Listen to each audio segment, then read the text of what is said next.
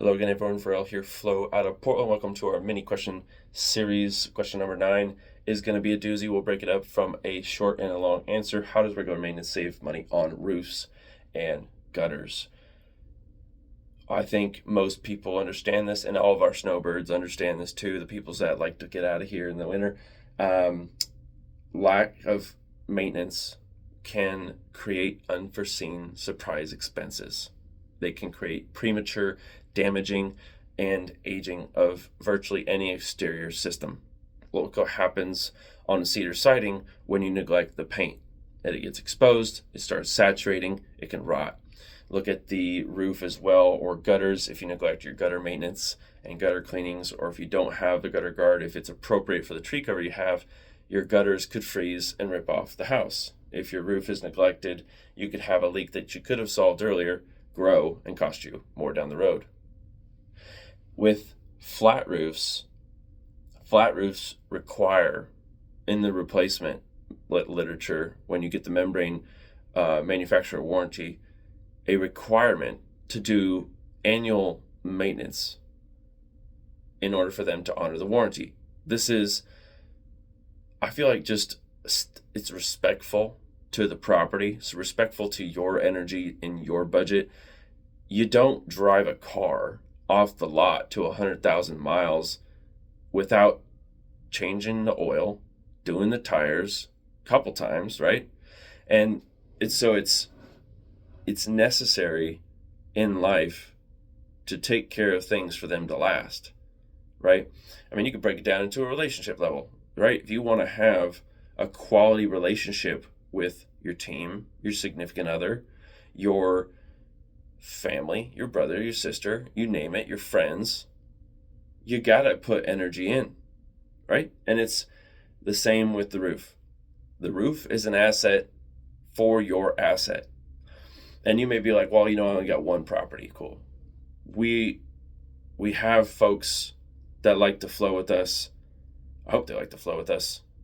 They keep buying, so we ask for feedback. So the people that we continue to flow with the best, that understand this the most, subscribe to maintenance on a higher frequency level, and or a guaranteed frequency of a minimum that they want to ensure their asset is being protected. And we're going to take accountability.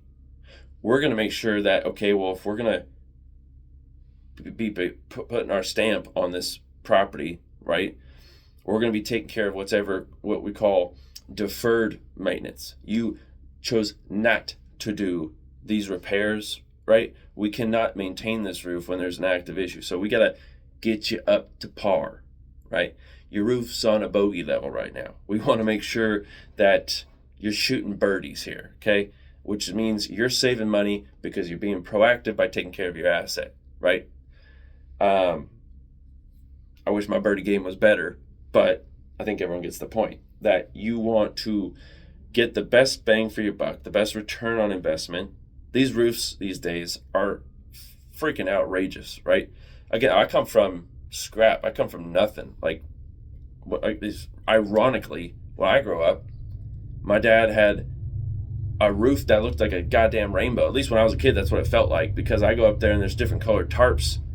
And I'm like, the hell is going on here? And having seen him grow and rebuild the property, and then everything that's happened since has taught me a lot. It's just understanding that if you want the opportunity to have nice things, the universe has a strange law of conservation where it requires good energy input to get quality good energy back out, right? It's almost like karma, in the way that you have to continue to be good, do good, to qualify to get the good back.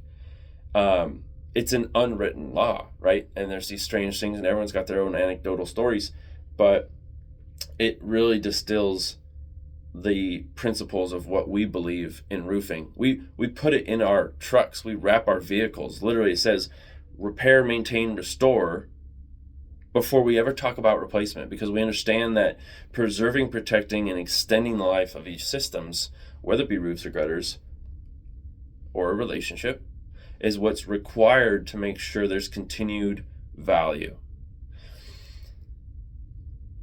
When it comes to the saving money side on this, at least on the commercial side, there's an Air Force study that looks at about 600 million square feet. And right, who am I to say? This is where we say, okay, let's take a look at the evidence. If the U.S. Air Force understands across 600 million square feet, this is all EDPM roof. So keep in mind, EDPM is rubber. Rubber's black. Black absorbs the most heat and UV radiation. Wear a black shirt in the summer, let me know. Which increases the potential degradation or reduces the lifespan, right? I don't know why anyone will get an EDPM roof. Apparently, they're the bee's knees. But fun fact on the side, I was talking to a Firestone rep on the membrane side, and he's like, you can get a 80 foot wide roll. I think the reason why EDPM is so attractive is because you can get such big sheets, and you can get a single sheet instead of having a bunch of seams run around, and with smaller pieces of membrane, you can have one monolithic style layer of membrane. And you see a lot of EDPM actually underneath ballast roofs, which means that rocks hold it down. So rocks protected from the UV resistance, rocks protected from the wind, and then the EDPM roof make it a little harder for the repair because of the rocks and the access, but the EDPM roof would be underneath. Generally fairly long-lasting system if it's been installed correctly. But, how do you maintain those systems? You can't really, but you do need to do inspections to make sure that everything's good to go underneath. Any membrane system needs to have annual inspections. We recommend the same for metal or shingles. We try to stay in our lane, only doing shingles, metal, and membrane. We're only trained to do metal, shingles, and membrane. So we don't want to go into, now we do like mod bit, kind of falls into that. We've had multiple different manufacturers teach us that we're just not insured for open flame torch. So we'll break out the hand welders and do some heat welding to get those to melt together. But I don't want to deal with flame. I've seen some horror stories, and you got to have the observer, and then you got to have the fire extinguishers on site and all that. So insurance is an arm and a leg if you start opening up flames on top of commercial buildings. So, all right. Saving money, though, for roofs and gutters has an upfront cost. But I'll tell you right now, out of that 600 million square feet of Air Force roofs, they weren't doing that because they were bored looking for something to do. The point of that study was to look at the overall maintenance costs associated with the lifespans of all these different buildings they have across all the different campuses. And they found, on average, over a 2x cost involved. I think it actually might have been a 3+x cost in the lifetime expense of that same building when not maintained. If I can say that a different way, is that it costs 2 or 3 times more if you neglect your roof. And it's mainly because the roof will last less long, which is a terrible grammar way of saying if you neglect your roof, you'll have to spend 2 or 3 times on average more than you would in just maintaining the roof. Good example here, okay? Yesterday, commercial division signs up a commercial property on a preventative maintenance plan, okay? So we understand property owners value taking care of their asset if they truly believe that that asset is worth protecting. This building has just underneath 100 multifamily units, and it's a flat roof and a lot of penetrations, but there are, in the acknowledged work order that we're providing to the client, there are deferred repairs because they were not maintaining the roof. They're just trying to get the last 5 years out of the system before they know they have to do the replacement. So what we're doing is, well, okay, we're going to put our stamp on making sure this thing is good to go. It's leak free. It's not going to create more damages, and it's maintainable, right? What we're going to have the conversation around is like, well, okay, well, we know there's some saturation here. There's some targeted repairs that you chose to not address in those first 15 or so years. And so we're going to have to get this thing up to par. I can't warranty a system that's already compromised. So we're going to have to address your deferred repairs to get you back up to a maintainable state so that you can enjoy the best last bit of the system ROI.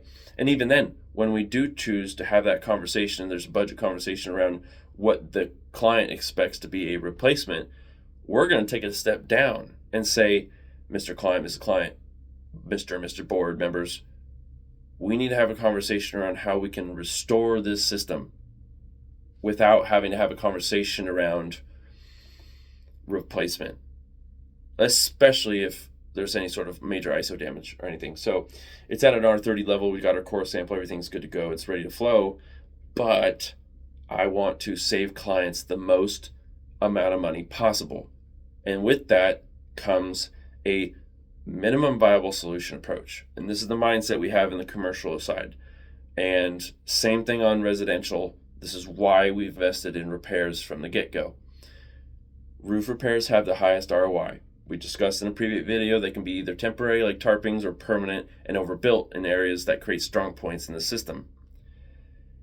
But for roof replacements, you want to make sure that you can still try to get the best ROI.